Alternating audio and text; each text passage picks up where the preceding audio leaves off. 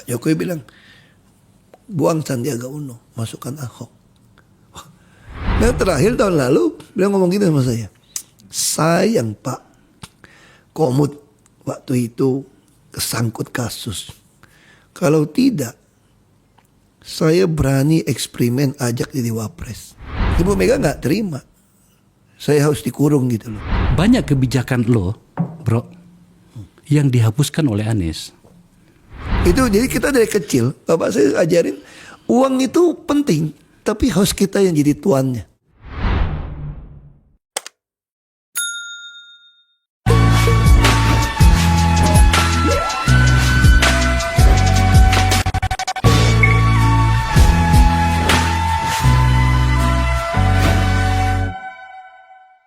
Tidak ada pembukaan. Basuki Cahayapurnama. Biasanya saya bikin pembukaan. Oh gitu. Iya, nggak ada ini. Karena orang yang saya undang ini orang yang sangat terkenal. Bro, thank you ya. Ya, sama-sama lah. Terima kasih. Saya udah tepatin janji. Tetapi penonton saya itu dia tahu kalau saya agak jujur dalam banyak hal. Berbulan-bulan saya undang beliau baru datang hari ini. Gua mau tanya bro, kenapa sih lu seperti lu menghindar dari forum gua? Bukan menghindar dari forum. Saya sebetulnya udah terbiasa, sebetulnya itu nggak banyak muncul di media sebetulnya. Gitu ya. Karena memang ada persepsi kan banyak ngomong banyak salah gitu. Iya ya. Terus juga diminta ya nggak perlu lah. Tapi terakhir ini kita pikir ada beberapa teman nasihatin juga. Kamu punya bisnis model tentang pemerintahan. Jangan hilang begitu saja. Kalau zaman dulu kan orang tulis buku kan. Nah, tapi kalau zaman sekarang dengan digital mungkin dari wawancara itu kan keluar ide-ide atau bukan hanya ide, artinya itu bisnis model yang sudah saya punya. Nah, kalau saya nanti nggak di politik lagi pun, ini kan meninggalkan satu bisnis model. Maka kemudian yang bisa orang ikut kan. Iya, artinya you diminta berbicara banyak agar kemudian bisnis model itu bisa diketahui banyak orang. Dan bisa dilakukan oleh banyak orang. Karena suka orang bilang begini kan, misalnya contoh, kalau mau politik nggak ada uang mana bisa, kalau nggak kaya mana bisa gitu loh. Tapi itu semua kan dengan bisnis model saya membuktikan masyarakat nyumbang kok, nyumbang untuk dukung gitu loh. Nah yang penting kita punya reputasi, nama baik, orang percaya. Terus dalam semua proses kan transparan. Jadi sebetulnya kita mampu kayak orang Amerika calon presiden ngumpulin dana itu ya. Transparan kita bisa, udah dibuktikan waktu itu gitu loh. Saya akan bicara banyak soal itu, tapi penonton kita itu suka peristiwa. Ya sudah kita ikutin keinginan itu bro. Jadi pemirsa, saya dulu pernah bertahun-tahun satu ruangan dengan Pak Ahok di Komisi 2 dulu. Kursi kami lebih banyak berdekatan. Dia di fraksi Golkar, saya di fraksi Hanura waktu itu. Ya. Pada suatu hari saya lihat ada banyak dokumen di atas meja. Saya lihat dan saya tanya, bro, ini apa ini? Saya mau maju wakil gubernur DKI Jakarta. Bingung saya. Dia bilang deh, saya mau maju sebagai wakil gubernur. Di kepala saya, karena dia orang Bangka Belitung, di kepala saya katakan, oh dia mungkin mau maju sebagai calon gubernur Bangka Belitung. Saya bilang, di Bangka Belitung? Bukan bro, Jakarta. Oh, oke. Ternyata dokumen yang di atas meja itu banyak itu adalah dokumen relawan dan calon relawan yang dia gerakkan awal. Dan saya ingat betul dia katakan gini, ini adalah 400 orang dokter PTT yang merupakan binaan saya. Itulah yang bergerak. Bro, sejujurnya saya tuh gak percaya lu bisa jadi wakil gubernur dan jadi gubernur bro. Beneran, kenapa? Karena agak jauh saya menarik peristiwanya gitu. Singkat cerita, you terpilih sebagai wakil gubernur dulu. Nah, saya langsung ke situ saja. Gimana ceritanya tiba-tiba menjadi wakil gubernur? Itu ya ada unsur spiritual sebenarnya. Oke. Jadi om saya aja marah kan. Om saya bilang begini, Hok, kamu pernah dengar nggak ada pepatah bilang begini, burung di tangan dilepas, pengen nangkap burung di udara. Kamu nih ibarat Bangka Belitung pasti jadi. Lu buang, lu bilang mau ke Jakarta. Ini burungnya pun belum kelihatan di udara nih. Oke. Nah, ada saya cerita. Saya orangnya itu agak ada unsur spiritual, tau gak? Nah, saya balik lagi ke saya. Saya ini mau jadi gubernur atau mau jadi showcase. Nah, saya itu dari dulu selalu pengen jadi sebuah model atas pemikiran bisnis model yang saya punya tentang seorang gubernur. Seorang gubernur harusnya jadi pelayan gitu kan, ngurusin orang gitu loh, mengadministrasi keadilan sosial gitu kan. Ya. Dan saya temukan waktu saya lagi bergumul, Bangka Belitung pasti jadi, Jakarta nggak jelas. Tapi di Bangka Belitung saya udah pernah jadi bupati. Mungkin banyak orang nggak tahu, masuk rumah sakit kelas 3 itu saya yang ciptakan loh dengan PT Askes Di Bangka Belitung Belitung. Timur. Dulu kan pakai kartu Askeskin kan. Itu waktu itu belum ada askas-askas segala macam. pakai Askeskin dulu. Oke. Jadi orang yang dianggap nggak mampu, dia miskin kan dianggap kan. Itu berdasarkan survei BPS. Lantai tanah, rumah gubuk apa gitu. Lalu saya mau temukan di lapangan banyak orang nggak mampu nggak bisa berobat karena nggak kebagian kartu. Banyak yang beli juga kan, ada oknum main kan. Iya. Saya pikir, saya ketemu caranya nih. Kontrak dengan PT Askes di Kabupaten Belitung Timur, saya bilang semua gratis, saya tanggung semua, sisa saya bayar, bayar 50%. Lalu bagaimana memilah yang layak nggak layak? Kelas 3 saya bilang, karena orang mampu nggak mau kelas 3, 10 ranjang, 12 ranjang, 1 kamar mandi kan. Itu saya yang mulai pertama. Makanya waktu saya masuk di DPR dulu kan saya kan jadi sekretaris kaukus kesehatan DPR RI kan ya. Nah itu kita menggolkan undang-undang BPJS juga. Di situ kita masukkan. Dulu saya pertama kali saya yang praktekkan. Nah balik ke soal itu, saya merasa kalau mau jadi showcase masih di ibu kota. Tapi dari mana dasar ibu kota? Kemudian saya suka cerita, baca-baca cerita-cerita nabi-nabi, rasul-rasul dulu gitu kan di kitab suci. Saya dapat satu cerita yang menarik. Itu bagi iluminasi buat saya. Ini ketika itu lagi sidang, si Rasul Paulus sidang, orang Kristen gitu, Paulus panggil si Rasul, dia naik banding kepada Kaisar. Lalu si hakim bilang gini, oke, kamu naik banding kepada Kaisar, lu ke Roma lu. Nah waktu saya membaca cerita itu, kayak kasih tahu saya kayak iluminasi itu nggak. Berarti saya harus ke Jakarta, karena Jakarta kan pusat budaya, pusat pemerintah, pusat keuangan. Itu dari mana saya tahu ke Jakarta? Karena gak masuk akal.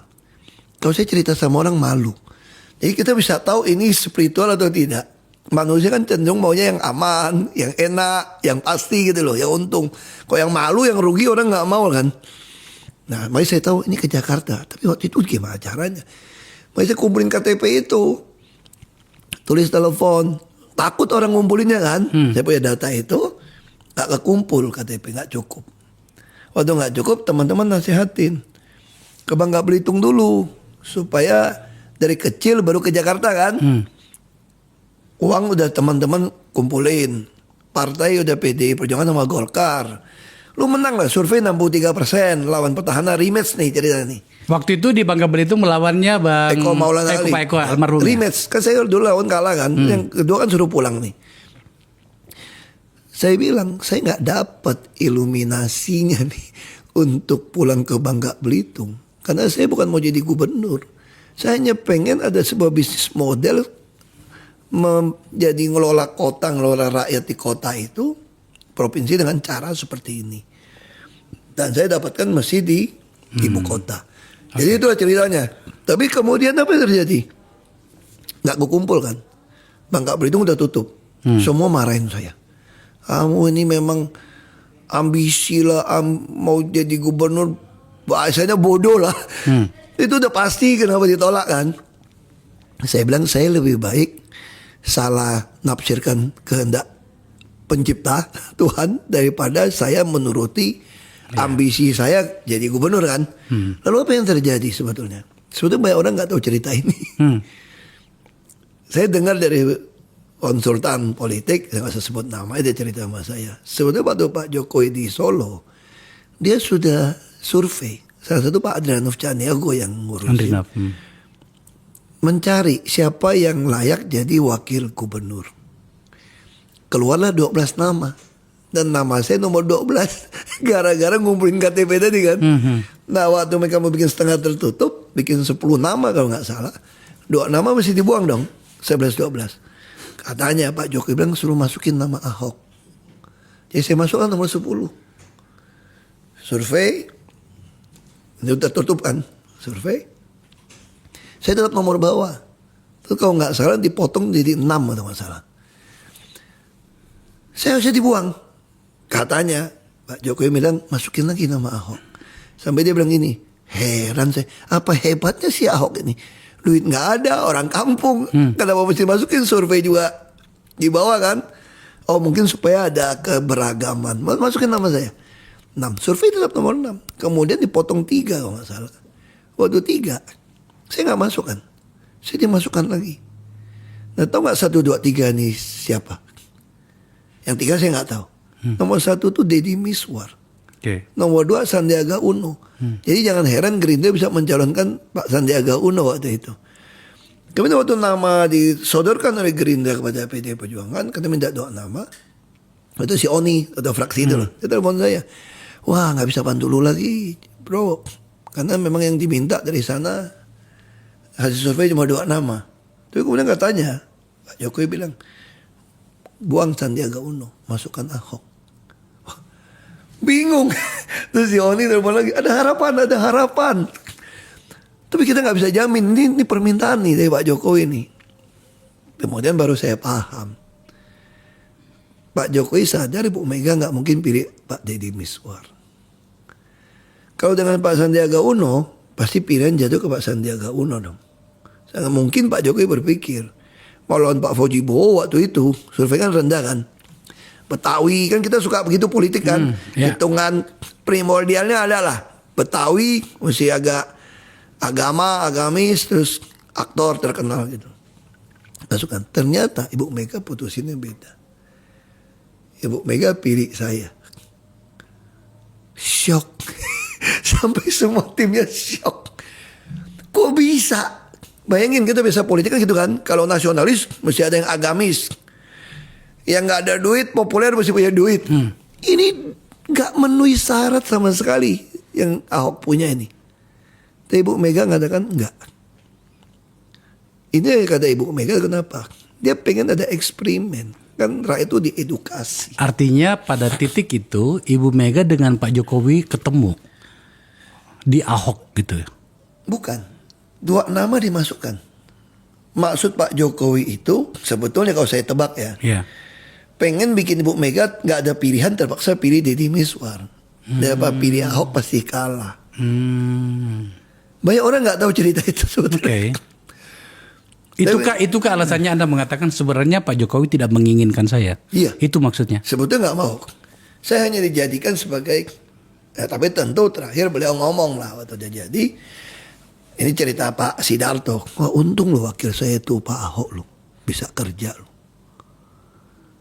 Kan beliau kan banyak belusukan kan. Kalau Anda yang bisa administrasi dalam bukan orang kerja, kalau orang politik juga gimana? Betul. Kalau saya kan merasa saya profesional aja kerja di politik. Nah pada bagian itu saya mau tanya bro. Banyak orang yang tidak tahu bagaimana sih cara kerja Anda berdua dengan Pak Jokowi itu. Pertanyaannya begini. Lu memang diberikan kewenangan pada masa Pak Jokowi sebagai gubernur? Saya masih ingat wawancara Pak Jokowi yang sangat menarik. Wartawan tanya, Pak, Bapak dengan Pak Wagub itu kerjanya gimana cara baginya ya? Pak Jokowi jawab dengan santai saja, kami nggak bagi kerja, kami berebut kerja. Menarik loh. Yang kami berebut kerja. Dan kebetulan wakil saya itu memang rajin. Jadi saya bisa sempat belusukan kemana-mana di lapangan kan. Jadi memang rajin, semua disposisi saya baca semua tuh. Saya betul-betul kayak waktu itu kita kan belum punya orang di Pemda kan. Saya itu kayak ngerangkap Wagub, merangkap Sekda sebetulnya. Semua surat mau tanda tangan saya pelajarin. Ya saya jadi Sekdanya lah. Karena kita nggak kenal orang. Nah itu yang Pak Jokowi bilang, untung kita berebut kerja. Ya nggak ada pembagian kerja. Kita percepat pembicaraan kita karena ada banyak isu yang akan saya tanyakan. Pak Jokowi maju sebagai calon presiden. Nah, Anda menjadi penerusnya. ya.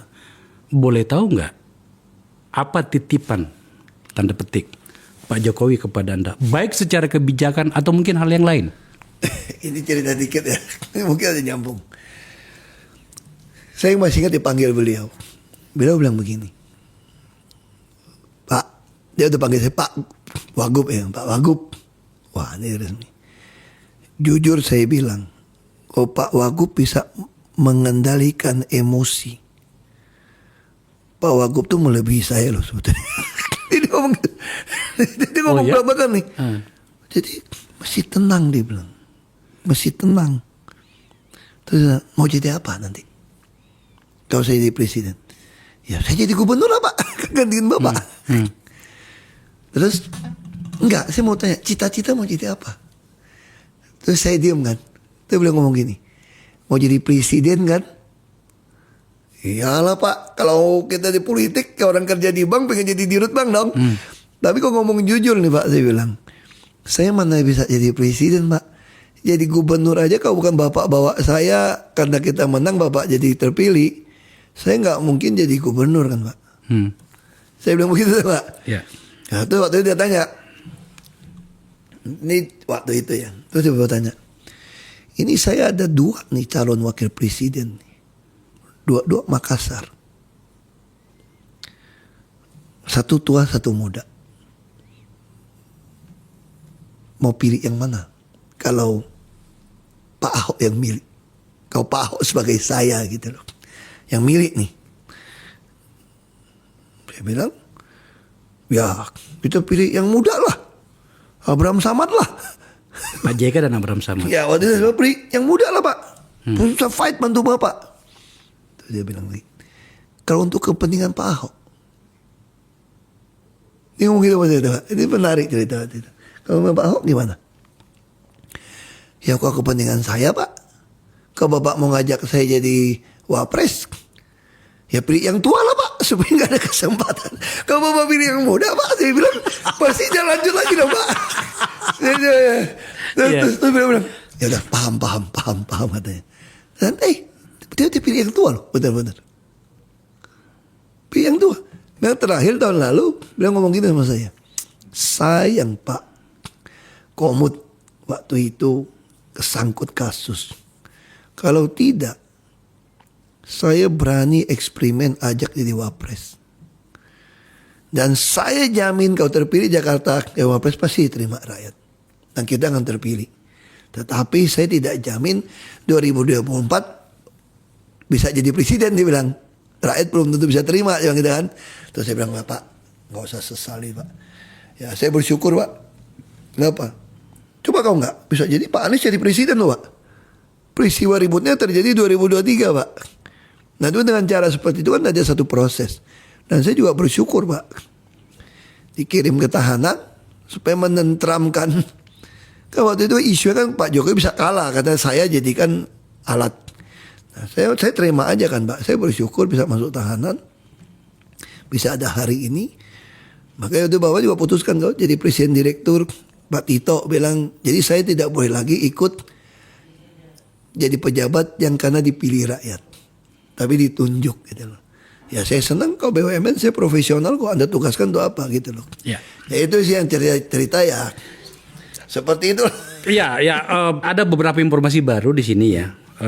Begini bro, itu forum saya ini kadang-kadang menjadi forum untuk menjelaskan sesuatu yang tampak agak abu-abu di ruang publik. Dan ada beberapa peristiwa seperti itu. Terima kasih untuk itu. Termasuk juga pertanyaan tentang begini. Meskipun saya udah tahu, tapi saya harus mewakili publik di sini. Kenapa sih lu begitu ekstrim dalam hal kebijakan-kebijakan negara, setidaknya di Jakarta ya? Kenapa lu begitu ekstrim bro? Bukan ekstrim. Karena saya tahu masa saya udah pendek. Kan Bapak anggota Dewan udah ngomong ke saya, kalau kamu nggak izinkan kita pakai pokir 12,5 triliun segala macam, kita akan ganggu kamu tiap minggu demo. Dan kamu pasti diturunin. Karena lu motong rezeki orang kok. Sampai ada oknum dewan yang bilang, gue mau jual nih kursi gue nih. So si Ahok kering gitu. Nggak ada apa-apa nih. Iya, ngapain gue jadi anggota dewan cuma gaji doang kan. Gue mau jual kata gitu loh. Ya saya bilang, saya dari kecil diajarin bapak saya, reputasi nama baik itu melebihi segala kekayaan dan jabatan. Lu punya nama baik, lu pasti bisa hidup. Ya waktu bapak saya mau meninggal pun, waktu dipanggil kan, bapak saya tanya, bapak nggak khawatir kehidupan kami anak-anak gimana? Bapak saya bilang, saya nggak khawatir. Anak saya kalau seandainya tidak sekolah saja, pasti banyak orang rekrut untuk jaga gudang. Karena anak saya itu jujur. Dia kan mencatat setiap barang keluar masuk, nggak mungkin curi. Tempat rumah, banyak orang kaya pengen cari yang nungguin rumahnya kok. Pakaian, banyak orang kaya punya pakaian. Makanan nggak usah khawatir. Boleh bro, Jadi, jujur maksud saya gini, tapi kenapa harus ekstrim? Gini, ekstrim kok. saya bawa alam berpikir orang-orang dengan budaya kita ya, yang katanya ibu pakai ibu lah segala macam. Pada beberapa bagian saya mengatakan gini, saya kayaknya juga akan bersikap seperti Ahok kalau yang saya hadapi ini kerjanya nipu dulu, kira-kira gitu kan. Tetapi kenapa kau begitu berani tuh menunjukkan itu bro? Ketika you berada pada posisi politik yang tidak cukup menguntungkan secara politik. Itu yang saya katakan. Saya berpolitik kan bukan mau dapat jabatan. Saya kan dari awal jelas. Saya masuk politik untuk menjadi showcase. Mempertontonkan bisnis model saya dari seorang pemimpin gitu loh. Lu mau jadi paling tinggi harus melayani paling banyak. Nah ketika kita mengedukasi rakyat, melayani rakyat harus terjungkal pun, kita selalu percaya kok amanah-amanah. Kita percaya kekuasaan Tuhan yang kasih. Kalau Tuhan memang mengatakan saya tidak jadi pejabat lagi, minimal saya meninggalkan sebuah model, bisnis model nih. Pejabat tuh harus apa sih gitu loh. Nah itu yang saya punya niat masuk politik ya itu. Nah ketika orang ngancam saya tidak jadi pejabat lagi ya saya pikir yang penting tujuan saya tercapai dong. Kalau mau jadi kaya saya bisa kerja sama orang. Ya kan kita kerja sama orang oke lah, gitu buat orang aneh-aneh gitu loh. Ya, tapi saya juga harus mungkin ini sikap pribadi saya, tapi saya berani di depan forum saya ini bahwa sebenarnya ya, dan itu saya dengarkan dari banyak orang. Jakarta itu punya karakter dan warna di masa Yu jadi gubernur, bro. Itu tadi saya sudah mengatakan kenapa Yu begitu ekstrim. Mungkin ada ketidaksetujuan saya dengan sikap lo. Tetapi realitasnya sebagai seorang pemimpin wilayah itu memang ini saya mungkin sekali lagi saya mungkin agak subjektif ya. Tetapi kita merasakan itu bahwa ternyata ada karakter Jakarta di situ. Ada banyak hal. Kalau kita harus mendetilkan di panjang ceritanya nih. Mungkin nih bro nih gini dah. Masih diingatan orang yang dalam tuh ketika saya belum masuk Makobrimob kan. Sebenarnya saya masuk Makobrimob saya mulai ngerti kok. Jadi saya punya sifat dari kecil. Saya anak paling tua. Dan dalam keluarga turunan Chinese ini kita tahu kan. Kita ada penanggung jawab. Bapak kita nggak ada. Maka kita dilatih dengan keras dan disiplin. Nggak ada kompromi. Kita kalau benar harus bilang benar. Ini dilatih lah dari kecil. Dan saya anak paling tua. Orang cukup punya uang di kampung. Orang SD pakai sendal, nggak pakai sepatu. Saya udah pakai sepatu kickers kok. Ya, saya juga pernah pakai. Ya kan gitu masalahnya kan. Jadi terus kickers, Puma, Adidas gitu kan ya. Top itu. Jadi, nah, misal contoh dulu ini. Kalau dulu ini air minum, orang bilang ini kopi gitu ya, atau bilang ini whisky lah. Saya tahu nih air putih nih. Gua ajak ribut loh 2 hari 2 malam untuk ngeyakinkan bahwa lu harus terima ini air putih bos, bukan whisky gitu loh. Itu yang orang nangkapnya jadi sangat kasar dan tidak arogan gitu loh. Tapi itu bagian dari saya yang kebentuk. Udah jelas bukan whisky, gendeng apa nih? Gua ajak ribut. Tapi kalau saya masuk Makobrimob, saya keluar. Saya udah paham, ketemu orang kayak gitu. Ini whisky. Oh mohon maaf ya, ternyata rasa lidah saya sama Anda beda. Saya rasanya air putih. Nggak sampai 1 menit selesai. Nah, saya bersyukur banget di dalam itu saya belajar. Kalau di dalam kita marah ya, kesel ya, gak bisa keluar. Sesek loh. Sesek, lucu tuh di dalam itu. Berapa lama sih dulu ditahan, bro? Ya kuliah master 2 tahun, potong liburan 3,5 bulan. Ya kan? Jadi yang lucu teman-teman datang tuh gak, wih gak berasa ya, udah setahun ya sini ya. Oh ya gak berasa ya. Tapi karena ya itu kalau datang masih gitu tuh. Kalau datang tuh komentar Menjengkelkan itu, bro. tapi kita lama-lama belajar. Kita belajar gitu loh. Nah, makanya saya bilang itu yang mungkin orang menganggap tentu kalau saya dikasih kesempatan melayani warga Jakarta ya, atau dikasih kesempatan menyelesaikan masalah Jakarta saat ini, saya tentu tidak akan habisin waktu berdebat ini whisky atau air putih gitu loh. Nah, saya mulai ngerti gak ada guna. Kalau orang memang sengaja cari gara-gara segala macam, bukan ngapain buang waktu untuk lebih baik kita fokus. Nah, itu mungkin sesuatu yang menarik ya. Saya syukuri gitu loh. Ada mata kuliah yang nyimpen di kepala setelah sekolah di sana ya. Saya belajar satu hal di dalam itu ya. Kita kalau ada emosi, kesal gitu ya, ini tutup. Tapi bro, Walaupun saya bisa cepat ya, Iya. pindah lagi, baik lagi. Tapi ngapain marahin orang di depan umum? Ngapain gitu loh? Orang juga punya keluarga, punya teman. Cuma waktu dulu tuh kita mau cepet semua. Iya. Dan kita kesel gitu kan, lihat gitu kan. Jadi akhirnya ya itulah gunanya diizinkan masuk ke Mako. Kalau nggak ngerti gitu. Bro, saya harus sekali lagi mewakili pikiran publik. Sebenarnya itu Anda secara ekonomi itu di Belitung Timur ya. Itu seberapa kaya dan kemudian seberapa teguh dan kokoh you punya orang tua hingga kemudian Anda begitu berani menunjukkan bahwa Anda jujur. Ya. Jadi bapak saya itu kerja itu berantem sama oknum pejabat Di sana. Iya. Dia dulu pemborong. Saya masih ingat cerita dia. Jadi landasan bandara di Belitung itu, setelah jam dari Jepang itu bapak saya yang kerjain pertama kali. Waktu kita mau ganyang Malaysia, Belitung tuh dijadikan sebuah landasan udara tuh. Makanya di situ bapak saya tuh temenan sama Pak Jarot. Tahu Pak Jarot itu siapa?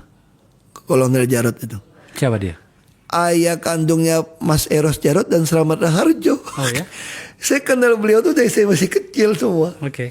Jadi bapak saya berteman sama mereka. Makanya di dulu bapak saya tuh kita udah biasa sama Jeep Willys, senjata. Karena bapak saya kerja bandara itu tuh.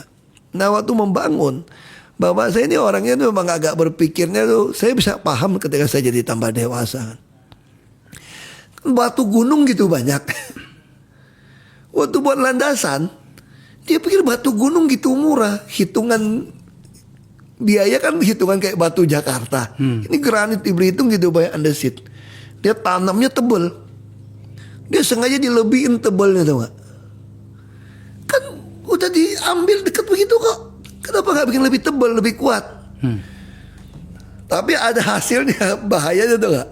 Begitu tender berikutnya nih, sejak zaman Orde Baru nih, tender berikutnya, kan di data PU kan ya setebal yang sesuai yang digariskan dong. Orang nggak tahu dong dia tanam gitu dalam kan bisa digali. Waktu bit berikutnya betul dalam, dia udah bisa lebih murah untuk bitnya itu loh. Tapi karena lebih murah dicoret karena dianggap nggak masuk akal. Nggak ada yang bisa dikempit. Iya kan? Dia ngamuk terus mulai musuhan tuh sama bupati segala macam kerjain jalan. Nah makanya dari kecil kita dibentuk. Bapak saya selalu bilang begini, kalian mesti sekolah baik-baik. Rakyat butuh kalian. Kamu bisa bayangkan kita pengusaha bisa tekan orang. Itu dia gunakan pepatah Tiongkok kuno ya. Orang miskin jangan lawan orang kaya, gak menang kamu. Orang kaya jangan nantang pejabat, bangkrut kamu. Nah kamu harus cocoknya kita tuh jadi pejabat. Saya bisa bantu orang miskin sekaligus bisa melawan pejabat yang lalim. Ya kita dari kecil itu susah. Bapak saya tahu gak? Kalau saya susah, saya pulang ke kampung saya nanam singkong. Kalau kalian terdidik susah, kalian bisa jadi dosen, bisa hidup. Itu jadi kita dari kecil, bapak saya ajarin uang itu penting, tapi harus kita yang jadi tuannya. Jadi kebentuk dari kecil ya, kita dari keluarga seperti itu ya. Pemirsa, saya ada pengalaman ini dengan kawanku ini. Jadi sebagai anggota Komisi 2, kita itu bermitra dengan BPN ATR. Kita kunjungan ke Makassar, kampung saya. Singkat cerita, kita pulang, itu biasanya kan tuan rumah itu memberikan kita oleh-oleh apalah gitu kan. Nah dari Makassar itu kita dapat apa itu kacang telur lah, itu dalam dus kecil. Harganya itu mungkin sekitar 300-400 ribu. Disiapin oleh kawan kita di sana, kepala BPN ini orang baik juga. Saya tahu saya sebut namanya orang Palembang. Ini dasar Ahok memang dia bilang gini, tunggu dulu, ini barang apa dan berapa harganya? Terus uangnya beli ini uang dari mana? Jangan sampai uang korupsi. Ngamuk lah itu kepala BPN itu, karena saya sebagai apa namanya ketua grup karena itu kampung saya, dia bilang sama saya, Bang Akbar, beritahu sama Ahok, saya orang miskin tapi kalau begini saya masih mampu dan ini bukan uang korupsi. Saya harus memediasi apa namanya itu situasi ini, tapi dari situ kemudian saya mengatakan gini, saya mau jujur bilang sama lu bro, oh ternyata kawan ini orang yang berani bersikap untuk hal-hal yang detail yang tidak pernah dibayangkan orang, terutama dalam hal kejujuran, itu sebuah keberanian loh bro. Artinya sudah tertanam di dirinya tentang itu. Ini mungkin pujian bagi lu bro, tetapi saya sampaikan di forum saya. Dan saya bertanggung jawab dengan cerita itu. Kita kembali ke laptop. Singkat cerita, Mas Anies jadi gubernur. Ya. Oke. You kalah karena tadi itu ada peristiwa. Saya tidak perlu mengungkapkannya karena semua orang sudah tahu dan tampaknya itu sebuah luka politik kita yang menurut saya tidak boleh terjadi lagi. Banyak kebijakan lo, bro, yang dihapuskan oleh Anies. Termasuk beberapa hal yang tampaknya disukai orang dan beranggapan bahwa seharusnya ini diteruskan. Contoh, misalnya pasukan apa namanya? PPSU ya. PPSU apalah gitulah. Di mana sarana umum lah untuk pemberdayaan gitu sarana umum gitu ya. Mungkin Mas Anies Petugas. menyiapkan atau membentuk juga formula yang lain. Tetapi kan kita sebagai warga Jakarta hanya melihat dari sisi bagaimana efeknya. Sekali lagi mungkin ini pujian. Kata banyak orang, karakter Jakarta yang telah disiapkan dan dilakukan oleh Ahok itu hilang. Apa tanggapanmu menyangkut itu? Ya pertama, kenapa kita juga tidak banyak muncul di media tadi ditanya gitu kan ya. Sebetulnya kami juga dididik, termasuk kan di partai PD Perjuangan. Kita ini nggak menganut zero sum game. Kita semua masuk ke pemerintahan ini bukan berebut kekuasaan kan. Hanya saya menawarkan sebuah bisnis model bagaimana jadi pejabat itu gitu loh. Lalu ketika saya diizinkan kalah, program saya diganti pun, saya tidak pernah keluar untuk ngomong. Karena saya tidak mau mengganggu yang diberikan amanah jadi pejabat gitu. Kan saya juga sayang Jakarta. Okay. Saya juga sayang sama rakyat Jakarta. Nggak ada guna juga saya terus mengkritik, menuntut. Toh kekuasaan ada di tangan beliau kan. Nah biar masyarakat yang akan meminta langsung. Ada DPRD. Jadi itu yang saya berpikir masing-masing punya caranya lah. Saya juga tidak mau kalau orang menilai tidak ada, kenapa? Dulu saya punya konsep tuh gini. Kenapa saya mau bikin pasukan itu? Ada satu pasukan yang belum diresmikan. Pasukan merah. Bukan PDI Perjuangan, kan merah juga merah PSI toh. Ya. Maksudnya jangan salah paham nih. Jangan salah paham. Itu karena cari warna udah habis. Oke. Kan hijau, oranye, ungu, putih. Itu kuning. memang apa itu? Pasukan merah itu apa? Nah, pasukan merah itu untuk perbaikan rumah. Ini dari pengalaman saya waktu jadi bupati. Maksudnya bedah rumah. Ya, gini tuh kan banyak orang ekonomi nggak baik ya, kerja pas-pasan, nggak ada duit, nggak ada waktu. Oke. Rumahnya mau roboh nih. Kita kalau pakai pemborong ngitungnya, kita aja rehab rumah bisa bonyok, nggak bisa ditebak gitu loh. Lalu pemerintah waktu saya jadi bupati saya ingat dikirimin bahan bangunan tau nggak? Harapan dia kerjain sendiri. Mana ada waktu dia? Dia semennya takut kering, dia jual kan. Namun saya berpikir, Tuh Jakarta ada e-katalog nih, saya udah bikin e-katalog. Kenapa kita nggak beli aja bahan bangunan yang dibutuhkan? Semen udah ada, semen yang tidak perlu campur tanah, udah langsung isi air jadi gitu loh. Tapi yang kerjanya siapa? Terus saya tanya pengembang-pengembang. Oh ternyata kita kekurangan supervisor maupun tukang bangunan loh. Saya punya ide kok gitu. Mana pengangguran di tiap kelurahan itu loh. Saya latih jadi ngerjain bangunan. Jadi waktu rehab rumah orang tadi rumahnya nggak ada keramik, kamar mandi jorok atau pasang genteng. Saya kerjasama dengan pabrik baja ringan segala macam, kerjasama ngecat, dapat sertifikat ya. Jadi itu saya namakan Balai Latihan Kerja versi saya. Bukan perbaiki elektronik, betul-betul dia kerja di Pemda, ada kebanggaan, pakai seragam. Warna merah? Dia nggak ada oranye kan, dia warna merah gitu, dia kerja. Dia kan bantu semua orang yang nggak mampu untuk perbaikin rumah. Setidaknya di lokasi wilayah kelurahannya. Iya. Nanti karena dia mungkin digajinya nggak sampai UMP karena kurangin biaya komponen transport, dia punya sertifikat, lama-lama dia jadi pemborong. Kan banyak kelas menengah kadang keran bocor, pompa air rusak, nggak bisa perbaikin kan. Nah dia bisa nawarkan gitu loh.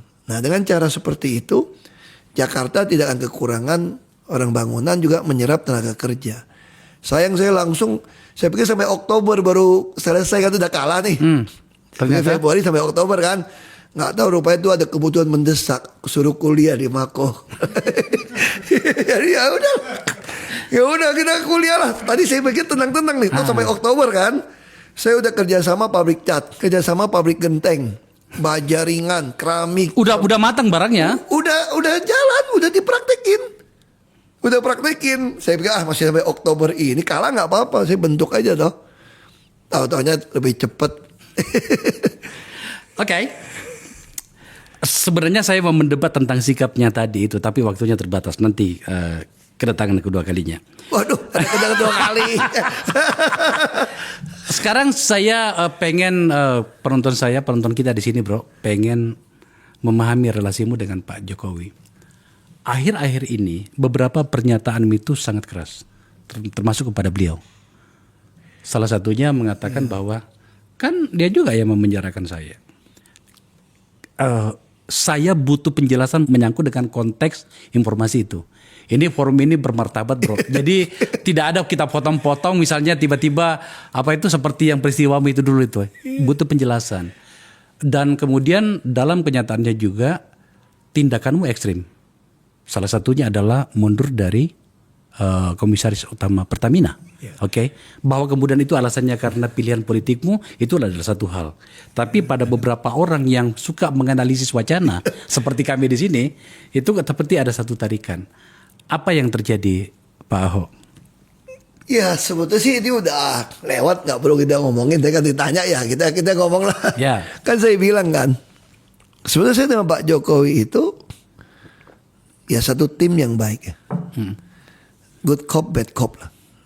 Dulu sempat ada pengusaha tanya sama Pak Moko, ini dia cerita, itu wagub kamu itu kok kurang ajar banget ya, kasar gitu ya.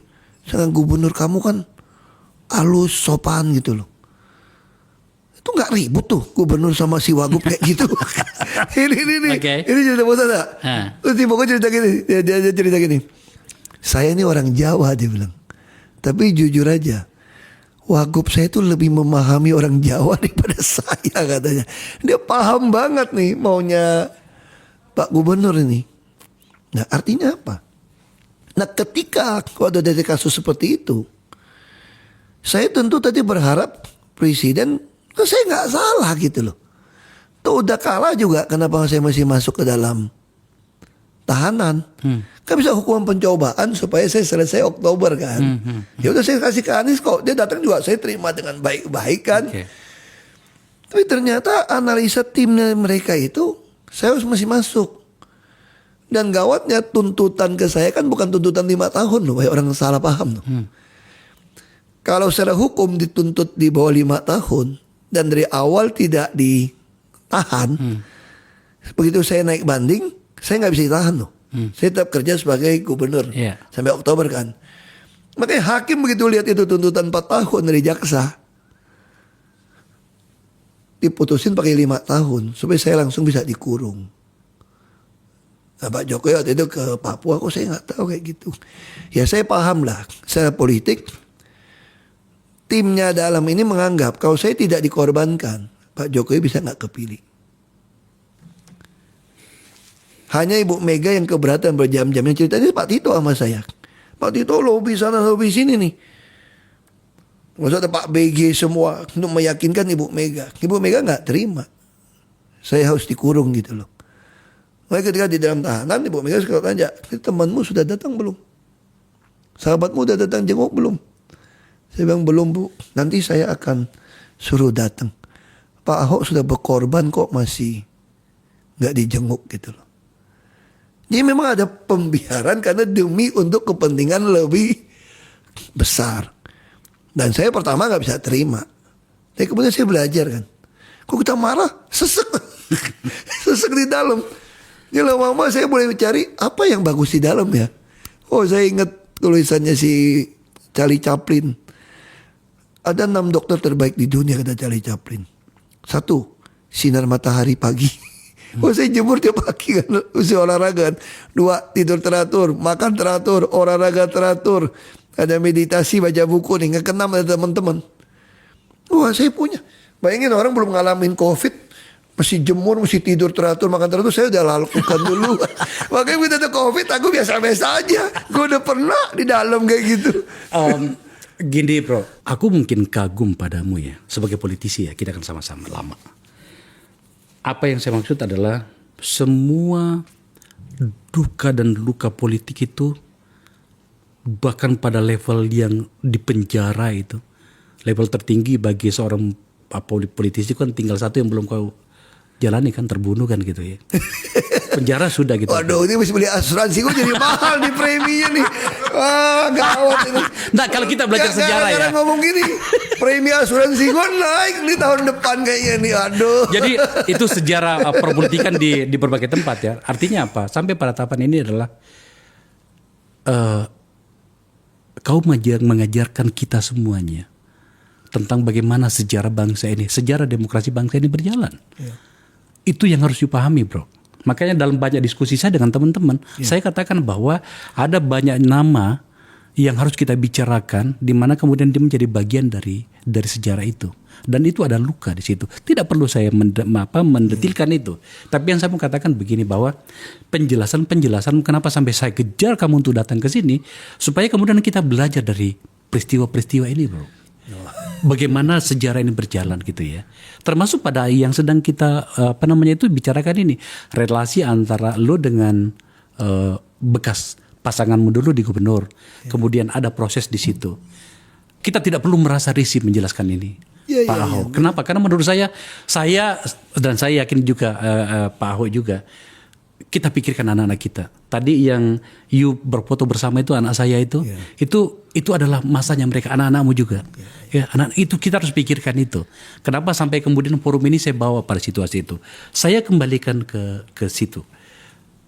Terjadilah peristiwa di mana kemudian intrik internal di partaimu yang membuat seorang kadernya bernama Pak Jokowi akhirnya harus berhadap-hadapan vis a vis secara politik di ruang politik. Dan tampaknya you memilih bersama dengan induknya bernama PDI Perjuangan. You mundur dari Pertamina di mana jabatan itu luar biasa. Saya mau tanya dulu, pada bagian ini gajimu berapa sih bro sebagai komisaris? Ya sebulan 200 juta lebih ya sama tunjangan mobil kita ambil gitu ya. Banyak kali ya. Oke, itu rezeki ya. Nah, kemudian penyikapanmu juga ekstrim di situ. Pada bagian ini saya mau tanya, you memposisikan Pak Jokowi pada bagian mana dari peristiwa relasi antara dia dengan bekas partainya? Jadi gini, saya sempat tanya sama ibu dulu kan, Bu, kan saya kan tengah kan bolak-balik nih.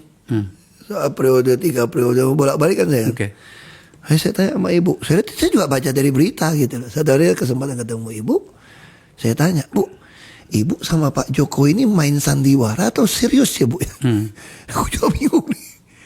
Ibu bilang serius. yang kita baca sehari inilah. Artinya ngomongan-ngomongan orang itu betul lah. Yeah. Artinya itu menenggelamin PDI Perjuangan gitu kan. Nah saya sebagai istilahnya gitu kan, ini kayak saudara, kalau dianggap saudara, ini kayak ibu punya 2 anak. Saya pernah sampaikan, kalau abang sama ibu nggak ketemu sebagai adik tentu ngakurin, damain. Tapi kalau sampai abang sama ibu nggak ketemu, saya harus pilih ibu dong. Kalau ibunya lakuin yang benar gitu ya. Saya ambil contoh gini. Banyak orang salah paham tentang seorang Ibu Megawati ya. Karena memang dia orangnya juga keras. Dan dia juga lahir juga udah anak presiden kok. Tapi kita masih balik ke konstitusi negara ini. Kenapa konstitusi negara memberikan kekuasaan begitu penuh pada presiden Republik Indonesia? Karena kita sadar, pendiri negara ini sadar. Ketika rakyat belum merata pendidikan, ekonomi belum baik, dibutuhkan seorang presiden yang sangat berkuasa untuk bisa membawa ini. Makanya juga diberikan kepada siapa? Kepada partai politik.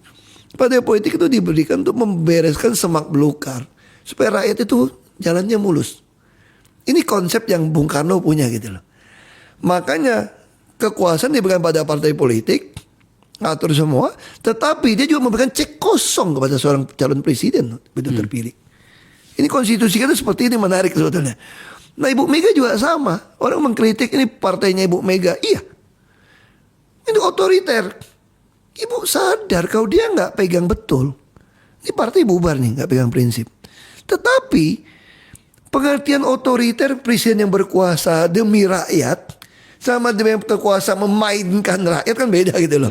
Nah sama juga ketika Ibu Megawati. Coba saya tanya, mungkin gak seorang Pak Jokowi muncul kalau bukan karena PDI Perjuangan melakukan meritokrasi? Mungkin gak seorang Ganjar Pranowo kader dari bawah muncul? Mungkin gak Ahok dikasih mendampingin Pak Jokowi kalau Bu Mega tidak menggunakan hak prerogatif dia ingin melakukan sebuah eksperimen edukasi rakyat tentang Kebinekaan Tunggal Ika kita, tentang ideologi Pancasila kita. Makanya saya melihat partai ini nggak ada salahnya. Berapa kali saya sampaikan dalam wawancara, saya pikir ibu akan pasang Mbak Puan loh. Ibu bilang, kalau rakyat tidak menghendaki mana mungkin saya pasang. Nah coba sebaliknya kalau orang tertentu punya kuasa seperti Ibu Mega nih, mungkin pasang anaknya yang jadi kali. Nah itu yang membedakan. Tapi saya di dalam juga ditawarkan jadi dirut. Yang sama saya juga gergetan nih. Orang diledekin itu komut rasa dirut. Saya bilang bukan, saya ini dirut nyaru komut. Saya bilang gitu kan. Saya juga gergetan ditawarin jadi dirut. Bisa jadi menteri juga tahun ini. Tapi kalau saya meninggalkan PDI Perjuangan, satu-satu harapan saya untuk bisa melaksanakan Trisakti Bung Karno ini yang belum dilakukan. Bung Karno kan ribut terus, dia kan sempat nggak sampai 10 tahun jadi presiden, hanya ngurus Jakarta, sempat kan terkurung kan. Nah terus waktu Bu Mega waktu sedikit. Pertama Pak Jokowi ada Trisaktinya lah, tapi kemudian kan hilang nih nawacita macam nih jadi. Nah kita berharap cita-cita proklamator kita yang belum kesampaian, ada yang sampaikan, mereka kasih cek kosong pada presiden untuk lakukan. Kita nggak berpikir hari ini. Nah bayangkan kalau kemarin saya ikut jadi dirut menentang Bu Mega, narasi yang dibangun untuk menghabiskan menenggang PDI Perjuangan akan makin nyata. Seolah-olah Bu Mega itu otoriter, emak-emak yang merasa punya, yang sombong. Di mana ada sombongnya seorang Bu Mega ketika memberikan permata dia loh. Waktu dia masih bisa nyalon toh. Itu kasih pada Pak Jokowi. Pak Jokowi ini bukan keluarga dia, tapi dia melihat ini ada sebuah proses meritokrasi. Itu yang saya maksud Pak Ahok. Ini pembicaraan ini menjadi karakternya Awu di sini. Lagi-lagi saya pengen seluruh tayangannya kami di sini itu menjadi bahan pembelajaran bagi publik. Ya, realitasnya hari ini adalah ada problem itu yang kita bicarakan antara PDIP dengan Pak Jokowi. Ya. Anda menjelaskan banyak hal tadi dan itulah yang terjadi. Ya. Orang berpikir bahwa sudahlah, selesailah luka antar dua pihak itu, presiden dengan induknya bernama PDIP itu di Pilpres saja. Anda mungkin ada yang mengatakan gini, emang terjadi apa pada masa itu? Semua orang tahu kok gitu ya. Nah, tapi tampaknya ini berlanjut ke pilkada nantinya. Dan itu sudah kemana-mana beritanya, pemberitaannya. Dan bahkan semakin jelas hari-hari ini. Pada bagian ini, kalau misalnya you ketemu sama Pak Jokowi, Pak Ahok akan mengatakan apa menyangkut dengan poin ini? Itu yang juga saya tanya sama Bu Mega. Ketika Bu Mega, kan saya tanyakan, Bu, setelah kejadian ini saya bisa ketemu Pak Jokowi nggak? Wih, bisa dong, kan temennya, kata Bu Mega. Terus saya mau ngomong apa? Ya ngomong yang biasa aja, pasti singgung politik juga dong. Nah itu yang saya berpikir, saya tidak tahu apa yang ada di dalam persepsinya Pak Jokowi ya. Tapi saya melihat dengan berita-berita yang ada segala macam, ini memang ada satu grand design. Kenapa mesti memenangkan pilkada? Lo lebih tahu lah. Kalau pilkada menang kepala daerah, hasil data yang ada, yang kepala daerah kerja dengan baik, itu partai dari mana itu yang menang lebih banyak. Nah, berarti ini semua orang berbicara 2029. Dan MK sudah memutuskan tidak ada lagi parliament threshold. Sempat ada satu tokoh partai mengatakan ini mau bikin koalisi, dia kepala koalisi nih Pak Jokowi nih. Nah kita bisa bayangkan ada PSI segala macam, ini kan ambil pasarnya PDI Perjuangan juga. Kalau PDI Perjuangan penjaga demokrasi, meritokrasi segala macam, kader, pelopor, ini digerogotin. Anda kalau punya uang, Anda punya 5 partai, 2%, 3%. Anda sudah bisa punya 12-15% suara loh. Yeah. Dan mungkin satu ke depan akan mengatakan presiden sudah nggak perlu lagi langsung. Baik lagi kata orang udah bosen nih ribut biaya besar. Ini apa bukan cara menguasai negara? Jadi yang perlu dirontokkan siapa? PDI Perjuangan dong. Supaya nasionalis terpecah kan? Mungkin ya, saya nggak tahu. Saya nggak tahu, ini cuma saya berpikir.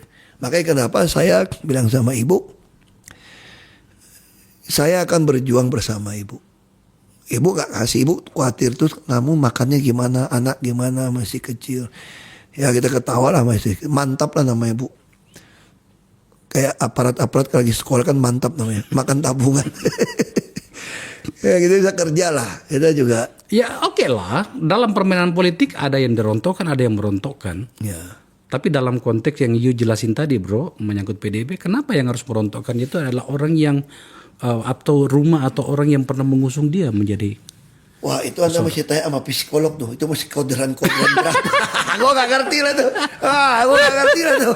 Itu ada kodran, ada flip sedikit tuh kita baca buku psikolog ya. Itu kan menarik kan. Itu kodran berapa. Ada kodran bisa 8. Kamu kalau kalah kamu juga deret-seret orang jadi zero sum game. Harusnya orang yang baik sama rakyat itu adalah kodran 1-2. Kok bisa jadi beda nih? Mungkin ada flip sesuatu yang konslet, kita nggak tahu tanya psikolog dah. Ini kayaknya Pak Ahok ini banyak kali yang dia pelajari di sana. Oh iya baca buku 58 buku. 58 buku plus saya kasih pensil warna. Selama di Brimob. Iya, kan enak kan. Jangankan kawinan. Orang ada yang duka aja saya bisa mohon maaf ya waktu keluargamu meninggal saya nggak bisa datang. Nggak apa-apa. Coba kalau gua di luar, lu kagak datang diomelin lu. Lu gimana lu udah dianggap anak lu gak nongol gitu kan. Nah, jadi itu sesuatu yang enak banget di dalam kan. Oke. Ya tampaknya memang ada juga. Ada apa namanya itu ada bukan manfaat ya, terlalu berlebihan kalau manfaat itu. Apa namanya itu? Manfaat lah. Manfaat ya? Sebut manfaat. Manfaat ya? Itu saya katakan saya belajar satu hal. Kita mesti lihat segala sesuatu tuh dari perspektifnya Tuhan. Kita percaya kita diciptakan Tuhan. Ini di dalam belajar nih kan. Sesuatu tidak mungkin terjadi tanpa seizin Tuhan. Dan ada dalam rongga dalam badan pikiran being kan, human being kan. Being kita nih hanya bisa diisi dari pencipta kita. Jadi begitu kita sampai satu titik berserah, saya tahu nih tanpa seizin Tuhan nggak mungkin ini terjadi sama saya. Kalau ini udah terjadi sama saya pasti bermanfaat buat saya gitu. Ya. Jadi ini perspektifnya itu. Ya. Saya terima penjelasan itu. Okay. Bermanfaat kan gitu kan. Sekarang kita bicara tentang Ahok politik ke depan. Oke. Ya. Hari ini bro, coba tampilkan. Ini survei yang ada sekarang. Bahkan pada saat lu pun belum ada suara you maju sebagai DKI Jakarta, surveimu sudah ada begini bro. 20%. Ini Kompas ya. Mas Anies 29, Pak Ahok 20%, Ridwan Kamil malah yang hari ini begitu ribut apakah dia masuk Jakarta atau tidak, atau di Jawa Barat itu cuma 8,5%. Lembaga proximity itu bahkan selisihnya semakin lebih kecil. Oke?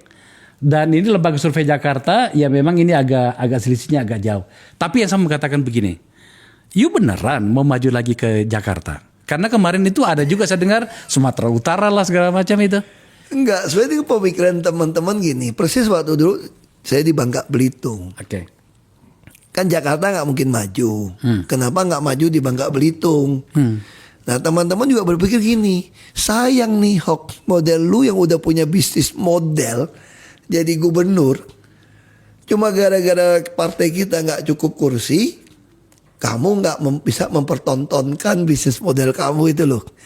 Kalau ke Sumut kan kita nggak perlu kerja sama yang lain, pasti kamu maju. Karena bisa maju sendiri. Iya. Oke. Jadi maksudnya seperti itu. Oke. Dan kan saya bilang lagi, saya kan orangnya bukan mau jadi gubernur kan dari dulu kan. Saya nggak dapet tuh dari spiritualitas saya tuh untuk ke Sumut gitu loh.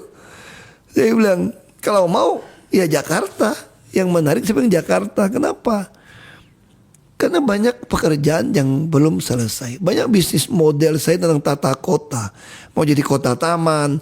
Yang mau membagikan rumah-rumah orang di dalam gang yang cuma harga 10 juta, 20 juta per meter. Padahal di luar jalan raya 140 juta tuh. Coba kalau saya tukar 3 kali. Saya rubah apartemen langsung jadi mewah. Saya mau tukar. Jadi kalau punya 1 hektar. Rumah-rumah yang sempit-sempit di gang. Cuma laku 15 juta, 20 juta. Gue kasih 3 kali, kalau luasnya 100 meter, gue kasih 300 meter apartemen. Begitu kita buka lebar nih, bikin akses jalan supaya nggak macet gitu kan, jadi taman. Orang pasti mau gitu loh. Jadi banyak model bisnis model yang saya punya. Dulu orang cuma tahu Semanggi gitu ya, dari KLB. Saya punya ide banyak untuk bantu ngatasi kemacetan orang Jakarta. Nah kalau saya dikasih kesempatan dari warga Jakarta, atau kasih Tuhan bisa ikut ya. Ya saya kesempatan dong untuk menyelesaikan pekerjaan atau bisnis model saya gitu kan. Ya kalau melayani warga Jakarta kan saya juga bilang kita kan kayak orang tua untuk warga Jakarta. Saya kemarin ketemu satu nenek menarik 97 tahun, ini cerita di Salatiga. Dia bilang Hok, dia bilang kalau kita jadi orang tua, anak-anak kita nggak pernah datang nelfon kita, datang jengukin kita, lu sedih nggak? Dia bilang gitu. Jadi kita tuh harus orang datang. Sama saya datang terus ke Tuhan pagi malam. Kayak orang tua begitu. Tapi waktu saya nangkep itu itu yang saya lakukan dulu sebagai warga Jakarta. Saya kan kayak orang tua. Makanya balai kota saya buka kan. Nomor telepon saya kasih semua orang.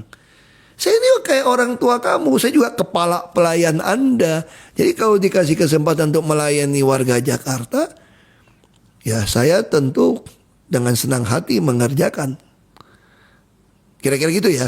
Secara politik itu kan hari ini yang tampaknya potensial untuk mengusung Anda sebagai gubernur itu adalah PDIP. Saya lupa berapa kursi. 16 kursi. 16 Kami kursi. kurang 6 kursi. Ini dia nih. Kurang 6 Jadi, kursi. Ini 15 malah ya. Ya. PDIP 15 kursi, kemudian potensial juga mendukung Anda itu kalau melihat koalisi di Pilpres kemarin itu adalah P3 1 kursi. Butuh berapa kursi sih di Jakarta? 22. 22, oke. Nah ini realitas politiknya ya Pak Ho ya.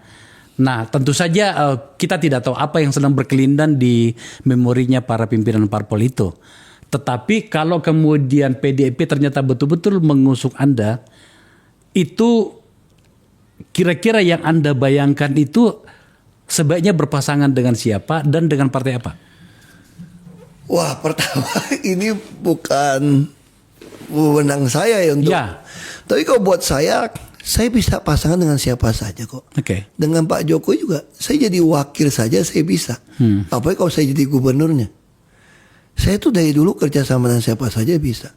Yang penting kita sama-sama nggak niat nyari kekayaan atau nyolong ya. Kalau kita sama-sama kayak Pak Jokowi bilang kan, dapat pasangan yang saling berebut kerja kan. Nah saya berharap siapapun wakilnya dia mengerti. Anda kalau mau karir politik Anda mesti punya reputasi yang baik. Uang mah nggak mungkin kelaparan dah kita jadi pejabat. Tapi nggak usah nyolong lah. Karena akar masalah kita semua kan korupsi. Dengan menerima suap kita membengkokkan keadilan. Pada tugas kita kan mengadministrasi keadilan sosial kan. Kita pasti membengkokkan keadilan sosial tadi kalau kita terima suap itu sih. Menjadi tidak mudah memang kalau kita bicara tentang posisi politiknya Pak Ahok dalam konteks Pilkada Jakarta ya, dengan relasi politik Anda di masa lalu. Di kepala saya mungkin dan di beberapa orang kan masih ingatan yang lama. Belum tahu saya lulusan Mako kan. Jadi contoh misalnya seperti ini. Kan Pak Jokowi dan Pak Ahok itu pernah berpasangan dan dalam pasangan itu ada mimpi-mimpi tentang Jakarta. Iya. Dan ternyata terpotong di tengah jalan karena bla bla bla bla. Realitas politiknya seperti itu. Tetapi kan kemudian kita bisa memahami juga kalau tiba-tiba ada orang berpikir gini, tolong lanjutkan dong mimpi-mimpi itu. Tetapi kan Pak Jokowi tidak lagi bersama dengan partai Anda. Ya. Dukungan politik itu menjadi rumit di situ. Penjelasan ini tampaknya sedikit agak rumit ya, tetapi kalau dibuat menjadi sederhana begini, akan sangat bagus kalau Anda sebagai mantan pasangan Pak Jokowi datang dan berbicara dengan beliau mengatakan, ayo kita lanjutkan apa yang telah kita rencanakan di DKI Jakarta. Dan di situ kemudian akan ada komunikasi-komunikasi politik dengan partai-partai yang kemungkinan tidak mendukung Anda. Kalau gunakan asumsi lu juga ya. Ya. Ini kan perebutan di 2029. Oke. Beliau pengen membesarkan partainya juga. Partainya apa sih? Kan udah tulis PSI partai Pak Jokowi. Kira-kira gitu kan. Ini ada kan tempel di mana-mana kan. Kan kita seperti itu kan. Ini kan irisan sama nih. Ya. Saya kira orang yang tidak ingin PDI Perjuangan jadi besar pasti tidak ingin kepala daerah yang menang itu dari PDI Perjuangan. Anda bayangin ya, misalnya di Jakarta yang menang calon PDI Perjuangan. Kita akan menghadapi krisis energi, krisis pangan, ini krisis keuangan, krisis global nih. Multi krisis ini kita hadapin ini. Yang disorot pasti ke orang kampung kayak kita di kampung makan ikan, makan pisang. Kita makan. Jadi barang itu. Bikin ikan musim kemarau sama sagu jadi empek-empek bos. Jadi kerupuk. Oke. Iya kan? Kita gak ada impor terigu loh. Kita asli Indonesia banget nih. Campur singkong, bikin campur udang dikit, campur ikan, jadi empek-empek enak. Nah itu kita makan. Dengan makan pisang segala macam, dengan sukun kita makan. Tapi orang Jakarta gimana? Kalau begitu susah. Di got-got ini gak ada ikan nih bos. Tanah susah. Nah kalau ada seorang gubernur Jakarta yang mengurusi rakyat, melayani rakyat dengan baik, dan dia dari PDI Perjuangan, Anda yakin gak PDI Perjuangan itu akan jatuh? Nggak mungkin. Masih PDI Perjuangan akan jadi partai favorit di 2029. Nah ini yang membuat banyak orang, tentu orang berharap dong, kalau PDI Perjuangan yang jadi gubernur nggak apa-apa, asal sama-sama mau korup sama kita, mau mainin anggaran, mau bisnis, nggak apa-apa.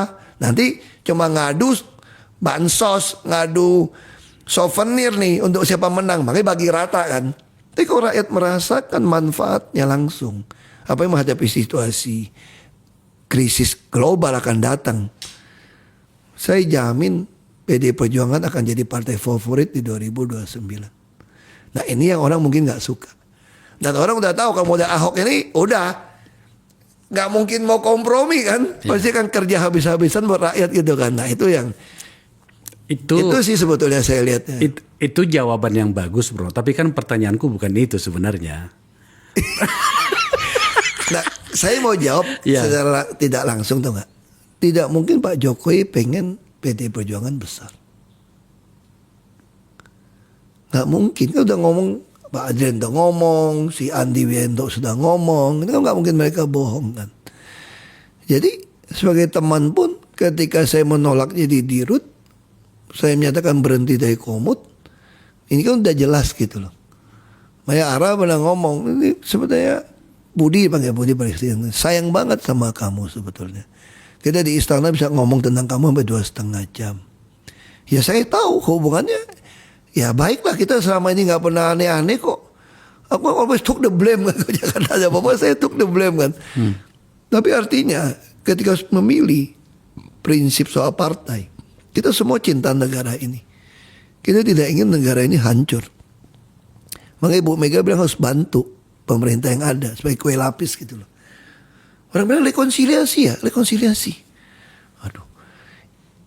Ketika Ibu Mega tidak melakukan zero sum game, suruh saya membantu, itu udah di atas rekonsiliasi namanya. Saya pernah tanya dulu, kok Ibu dulu Bung Karno nggak mau gunakan pelopor Brimob sekarang ya, Auri untuk lawan nih angkatan darat, angkatan laut juga marinir semua di belakang Bung Karno gitu loh. Bung Karno nggak mau negeri ini pecah. Nah itu dia punya dasar Ibu Mega gitu loh. Dia juga sekarang juga sama. Kita kan menghadapi krisis global nih. Pak Prabowo udah menang, ya kita harus berusaha bantu lah. Bukan berarti masuk, itu udah bagian rekonsiliasi, ada kebersamaan kita. Ya. Nah itu yang harus kita punya. Itu yang saya lakukan juga di Jakarta gitu kan. Ya. Saya nggak pernah kotak-katik Pak Anies, nggak pernah kritik dia di media, nggak pernah. Bagi saya ya sudah, biarkan beliau bekerja sampai selesai. Nanti masyarakat yang akan menilai. Saya tidak tahu. Itu kan rekonsiliasi sebenarnya kan. Nah, gini, saya mau katakan gini bro. Saya tuh nggak ngerti apa saya harus bahagia atau sedih dengan sikapmu yang kok menjadi moderat seperti ini. Kok moderat sih? Iya. Ini bukan moderat dong. Ini namanya kan demi... Itu bahasa lebih apa ya? Satu level di bawah mengatakan gini. Tampaknya you menjadi lebih soft di dalam formula politikmu. Saya hubungkan dengan Jakarta itu begini. Oh nggak soft dong? Nggak soft ya? Kan begini. Coba kalau kemarin PDI Perjuangan tidak dicuri suara dia dari misalnya gitu yang satu hilang ya. Kalau kemarin PDI Perjuangan punya 22 kursi, saya mungkin akan langsung nyatakan dukung Ahok maju. Mungkin ya. Iya. Sekarang kan nggak bisa. Ya paham. Kan semua lagi ngatur. Iya. Nah kita juga nggak suka berandai-andai. Makanya kenapa saya bikin program A3 segala macam. Tujuannya apa tuh nggak? Saya selalu diajarin kalau menghadapi sesuatu, kita hitung yang paling jeleknya apa. Iya, iya. Jangan, kita harus optimis. Kita harus percaya diri optimis. Tapi kita juga mesti ada reserve di belakang, tau gak? Nah bagi saya sampaikan seperti ini kan saya mesti tahu dong. Ini gak bisa ngontrol partai lain. Tetapi bukan berarti saya gak well prepare loh. Anda susah jadi gubernur sekarang saya bisa kerjain semua. Saya punya gitu. Yang kalau itu dari sisi komposisi partai. Tapi yang saya maksud begini. Nantinya saya bawa saja dalam situasi yang saya bayangkan. Jakarta kan nantinya bukan lagi daerah khusus ibu kota Jakarta. Ibu kota sudah pindah ke IKN. Biarkanlah nanti kita bicara soal betapa rumitnya tentang IKN itu ternyata gitu ya. Kita bicara tentang Jakarta dulu. Bahwa kalau misalnya you terpilih menjadi gubernur DKI lagi nantinya dalam posisi hanya kota Jakarta saja, bukan daerah khusus ibu kota, di mana tentakel politik tidak akan selalu banyak. Paling barangkali ya tentakel bisnisnya ya. Apakah akan ada perbedaan kebijakan dan gaya seorang Ahok dalam hal memimpin Jakarta itu nanti? Itu yang saya maksud sebenarnya. Kalau kebijakan semua pasti sama. Saya udah bukukan kebijakan Ahok. Sudah ada ya? Udah ada buku. Kirim ke sini dong. Ya, nanti kita kasih buku. Itu ada bukunya. Semua yang saya kerjakan sudah ada bukunya. Ada beberapa yang sudah diimplementasikan, ada yang belum kayak pasukan segala macam. Tetapi tentu sikap saya nggak mungkin lagi Anda lihat di tengah itu ngotot, ini air putih gitu loh. Ini whisky apa ya? Itu ngapain gitu loh. Ya, oke. Itu nggak perlu buang energi gitu ya. Tapi yang pasti saya akan lebih banyak memastikan aset-aset ibu kota ini termasuk aset rakyat itu tidak turun. Bahkan saya akan melakukan bisnis seperti pelabuhan Tanjung Priok bisa kita majukan kayak Rotterdam. Saya dari dulu tuh selalu ingin namanya pajak bumi bangunan tuh 0 di Jakarta. Asal kita bisa ngerti bisnis. Saya kira ini peninggalan kolonial kok. Masa kita beli tanah, bayar pajak BPHTB. Kerja rumah, bayar pajak. Udah kita pensiun. Masa aku dinaikin PBB? Bonyok dong gue bayarnya. Gue penghasilan gue kan udah gak kayak dulu kan. Masa saya masih jual? Saya punya kenangan di rumah ini, taruh barang gitu banyak. Nah itu baru bisa terjadi kalau kita bisnis. Makanya kita punya BUMD kan. Tapi bukan bisnis yang mau mematikan swasta. Kita harus berkolaborasi lah. Dengan cara penata kota tadi yang bagi 1 jadi 3 gitu kan. Nah itu saya ada formulanya. Tadi saya baru ke universitas sama teman-teman.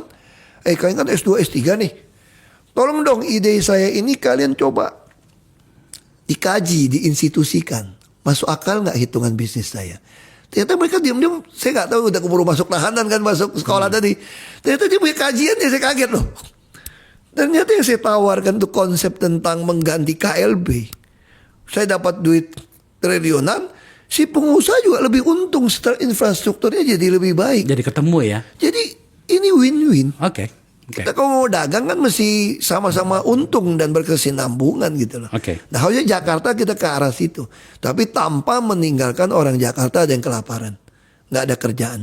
Jadi dalam benak saya orang Jakarta itu minimal punya penghasilan tiap rumah tangga 5 juta. Sampai 10 juta idealnya. Nah di situ saya bentuk pasukan-pasukan pelatihan tadi teman. Nah saya akan urus. Kalau sama ada gimana nggak ada kerja? Nggak ada kerjaan mau terima uang aja. Ya saya suruh tungguin jalan atau bersihin jalan. Saya akan siapkan banyak tanah-tanah ada dengan apartemen yang ada. Ada safe house segala macam. Dan itu tinggal. Uangnya Pemda Jakarta cukup ya untuk itu? Ya dulu kan saya bisa dapat 15% dari pulau reklamasi. Berapa sih besaran itu? 120 triliun dulu kalau bisa saya kumpulin itu. Sayang dihapus. Hah? Dihapus kan. Kalau saya punya Tanjung Priok baru nih. Kalau saya perpanjang ke Pulau OPQ. Jadi kita kehilangan 150 triliun. Kan hilang tiba-tiba tuh kontribusi tambahan dari Pulau Reklamasi. Kan reklamasi nggak ada yang salah kan, seluruh dunia reklamasi kok. Iya. Yang salah tuh reklamasi pantai. Siapa yang menghilangkannya? Ya, Anda bisa cek lah. Nggak enak kan kalau jadi persaingan, nggak enak kan? Iya. Oke. Anda tahu sebenarnya maksudnya, bro. Terakhir. Ternyata itu saya sudah dikasih kode dari dalam sudah 70 menit. Wah lama juga ya. Gak ya. Ini sikap forum saya ini itu sebangun dengan lembaga saya bernama Nagara Institute. Kajian kami itu adalah tentang penolakan kami yang terukur dan ekstrim terhadap oligarki dan dinasti. Karena menurut kami itu jauh dari keadilan. Dalam hal ini keadilan politik. Hari-hari ini Pak Jokowi diserang menyangkut itu. Anda pasti tahulah apa ceritanya. Pak Ahok, saya ingin mengetahui sikap Anda. Saya sudah menyampaikan tadi. Sikapnya lembaga saya dan forum saya itu seperti itu. Karena menurut kami di sini bangsa ini terlalu besar. Jika kemudian kita terlalu memberikan ruang pada oligarki dan dinasti, di mana kemudian itu tidak bagus bagi masa depan bangsa kita, terutama anak-anak kita. Itu tadi saya bilang, ada satu kalimat yang menarik tuh nggak? Kalau fondasi hukum sudah diruntuhkan, apalagi yang sisa. Ya harusnya kita ini sama-sama menjaga konstitusi. Tidak menjaga konstitusi, kita menjaga namanya meritokrasi. Makanya Partai PD Perjuangan, Bung Karno bikin PNI, ini partai pelopor, partai ideologi, makanya melatih kaderisasi kan. Udah dilatih, ada di legislatif, eksekutif, atau yudikatif. Itu ada 3. Ada di struktur partai kita ya. Nah, bagi kita nih semua ada proses. Sama seperti Ibu Mega menyiapkan Mbak Puan untuk jadi presiden. Tapi orang yang gak terima, ya beliau juga mengusung yang dikehendaki rakyat. Ini yang membedakan dinasti yang dimaksud dengan meritokrasi dan bukan. John F. Kennedy segala macam, George Bush. Ya. Itu kan melalui sebuah proses gitu loh. Bukan sebuah yang ini akan saya khawatir. Tentu yang pembela akan macam-macam ya. Ini terpecah nih kita. Saya khawatir anak-anak muda berpikir sama sekali keluar startup, keluar apa aja banyak tutup. Orang berpikir tuh isi money, isi job gitu loh. Ya. Itu yang kita tidak mau. Jadi dari kecil, saya dari kecil diajarin semua butuh proses. Proses itu penting. Apa ya, Abraham Lincoln juga ngomong kan, kalau mau nguji karakter sejati dari seseorang, kira-kira kasih dia kekuasaan. Nah, terus kekuasaan berjenjang. Di situ kita bisa lihat Anda naiknya seperti apa. Nanti prosesnya sampai anak muda berpikir gampang, gampang gitu loh. Ini akan merusak sistem kita. Makanya saya katakan meritokrasi tidak boleh diganggu gugat. Itu juga kenapa saya tidak bergabung dengan PSI kan. Saya bergabung dengan PDI Perjuangan kan. Emang kenapa? Dulu kan salah satu apa itu namanya itu Pemegang saham katanya. pemegang saham pendukung militan Anda itu kan PSI. Ya karena mereka berpikir tuh saya ada di dalam. Oke. Nah lalu saya melihat ini kayak PT nih. Gak bagi saham dong. Iya, iya. Beda kan. Ini bukan partai kader, bukan partai ideologi. Makanya saya harus memutuskan. Saya bisa kasih jabatan apa di PSI. Mungkin saya bisa pimpin PSI waktu keluar. Ada yang bisikin seperti itu. Lu pimpin PSI, bisa hebat loh. Terus saya balik lagi kan. Ini partai ideologi atau bukan? Kita kan mau mengedukasi rakyat gitu. Tugas negara ini belum selesai. Makanya Bung Karno bilang revolusi belum selesai kan. Kita melawan bangsa sendiri nih. Yang paling susah kan mengedukasi rakyat. Kita dulu berharap presiden lah sebagai leader mempelajari kondisi rakyat yang membutuhkan, kalau sekarang disurvei 36% mungkin 30% butuh sembako, minyak goreng 20%, katakan 36% lah. Pokoknya lu kalau kasih gue pilih lu. Nah kita kalau jadi pemimpin, wah ini aji mumpung gue dapat 36% nih kalau gue kasih lu barang nih. Itu yang kita tidak mau. Harusnya kita lihat kelemahan rakyat yang belum memahami tentang pentingnya suara masa depan dia dengan diganti dengan beras 10 kilo, 20 kilo. Kita harus membimbing mereka. Itu saya namakan melakukan suara fungsi nabi sebetulnya. Jadi nabi-nabi dulu gitu kan, nyatakan kebenaran sekalipun dibunuh, dikejar. Nah kita bukan melakukan suara politik yang menghalalkan segala cara untuk berkuasa. Kita ingin mendidik rakyat memahami, memilih yang benar, lalu kita sesuai yang kita sampaikan, tidak munafik gitu kan, tidak pencitraan, kita terpilih. Nah ini butuh waktu lah, maraton lah politik itu. Dan nggak boleh patah semangat ya. Nah, saya selalu percaya bahwa masa depan Indonesia itu ada. Makanya saya penuh antusias untuk menyambut. Mudah-mudahan saya panjang umur dia bisa melihat Indonesia yang 2045. Yang betul-betul Indonesia emas gitu ya. Hari ini saya men-tweet di X saya sebuah kalimat. Hari ini saya mengatakan begini. Kekuasaan yang mematikan berada di tangan orang yang tak mengenal kata cukup. Apa yang disampaikan Pak Ahok tadi bagian akhir itu adalah relevan atau related dengan itu. Pak Ahok, terima kasih ya. Sama-sama. Kita berbicara lagi setelah lama berpisah dari tugas-tugas kita di DPR. Lama saya bersama dengan 2009 ya kita ya. 2009. Kami bersama ikut di dalam paket revisi undang-undang politik itu. Iya. Dan Pak Ahok juga terlibat penuh di undang-undang ASN kalau saya nggak salah. Karena saya tim perumusnya dulu. Iya. Saya pengen ada pembuktian terbalik tuh dulu. Siapa mau jadi pejabat dulu. Iya, itu dia Kata tuh. Ray Rangkuti pasal Ahok katanya. Banyak kali kalau kita sudah rapat itu banyak kali protesnya dia. Dalam hati gue ini gila ini orang ini satu. Tapi itu apapun namanya Pak Ahok, saya di berbagai tempat saya katakan bahwa Anda sudah melalui banyak hal ya. Kami ini ya baru sekedar berani pada 1-2 level ya. Anda sudah menghadapi risiko yang luar biasa sekali. Kami berharap bahwa pikiran-pikiran tangguh dan bersih dan jernih dari Anda itu bisa menginfluence anak-anak muda kita. Kami di sini lebih fokus ke situ, bro. Pengharapan kita gitu sih. Iya. Jadi ada catatan digital untuk mengedukasi. Betul gitu. Itu harapan kita. Sekali lagi terima kasih, bro ya. Sama-sama. Oke. Pemirsa, itu dia diskusi saya dengan sahabat saya Pak Basuki Cahayapurnama. Ada banyak yang kami bicarakan. Relasinya dengan Pak Jokowi, bagaimana dia menjadi seorang gubernur, wakil gubernur, bagaimana ke depannya, dan seterusnya, dan seterusnya. Ada beberapa informasi yang tampaknya berulang. Tetapi saya memilih untuk berulang. Sebab ada banyak catatan-catatan yang bisa kita pelajari di situ. Di luar dari itu kita berharap bahwa orang-orang seperti Pak Ahok, terutama pada hal yang baik dan positif, itu kemudian itu kita bisa pelajari. Saya tadi agak sedih sebenarnya sebab saya menginginkan dia itu masih seperti dulu, terutama ketika berhadapan dengan orang-orang yang niatnya kurang baik ya gitu. Tetapi ya sudahlah, dia ternyata itu bahasa saya tadi, dia menjadi lebih moderat. Itu bagus juga bagi kita. Tapi lagi-lagi itu tadi akan sangat bagus kalau kemudian kita saling mengingatkan ke depan.